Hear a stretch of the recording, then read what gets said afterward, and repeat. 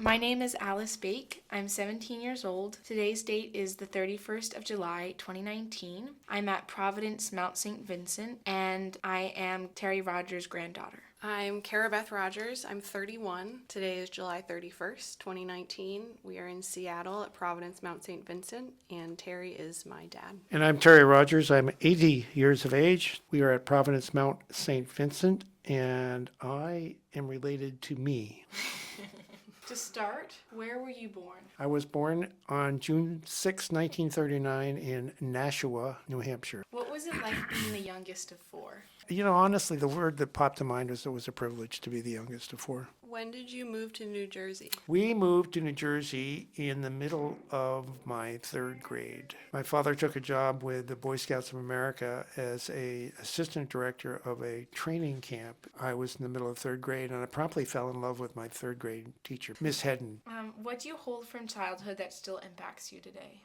Well, we were not wealthy by any means. We were blue collars. All of my siblings went to college. All four of us have a postgraduate degree. We all had scholarships. And I think the thing that is most impressive to me is how education and doing well academically was not pressed upon us. It was simply expected. It was just part of the living, breathing dynamic of the household. So you went to Dartmouth. What was it about Dartmouth that made you decide to go there after high school? Just a quick little story. I will answer your question. A story about applying for colleges. I was the fourth, and I was a little laggard in both requesting application forms and filling them out. And so my mother decided that she would write off to a few colleges to get application forms. She wrote to a number of schools, and our guidance counselor in high school, Mr. Crumbeagle, said, maybe you could go to Lafayette or Rutgers. And my mother said, no, we're going to shoot higher than that. I was accepted at Yale. I was accepted at Dartmouth. Did you go to college with the idea that you would be a doctor? Yes, actually. At the end of my junior year in high school, I was chosen to attend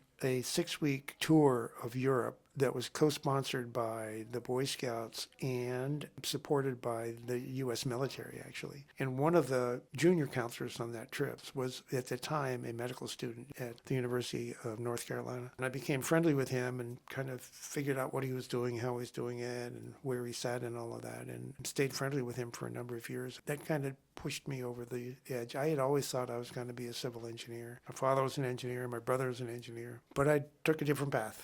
I willfully chose not to major in science, in part because I didn't like the environment of the science majors, whether it was botany or biology or, God help us, organic chemistry.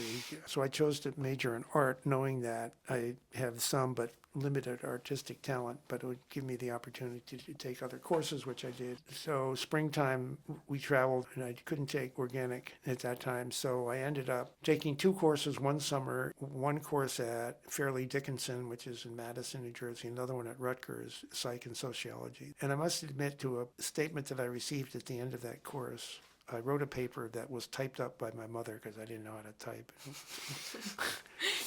It was okay. She didn't sign it, so it was fine. I submitted it, but I got this paper back, and he said, "This is a very good paper. I have to give you an A, but I wonder what you could do if you really tried." It caught my attention. And the next summer, I took organic chemistry at Harvard Summer School, a most challenging 6-week period of time in my existence. After that, I applied to medical school. The story is there. I was accepted at Temple and was planning to go there. I was home for Christmas vacation, and I called Cornell and said, "Is there any chance I could come in for an interview?" And they said, "No, don't call us. We'll kill you." So 3 days after I got to Hanover, they called and said, "We'd like to have you come down for an interview." So I went to the Lebanon airport and got on in the middle of a snowstorm and got on a DC-3, and there were like 4 or 5 other people on the plane. And the pilot came back and said, "It's a little hairy getting out of here, getting down to New York. How badly do you guys want to know?" So we took a vote. It was 3-2.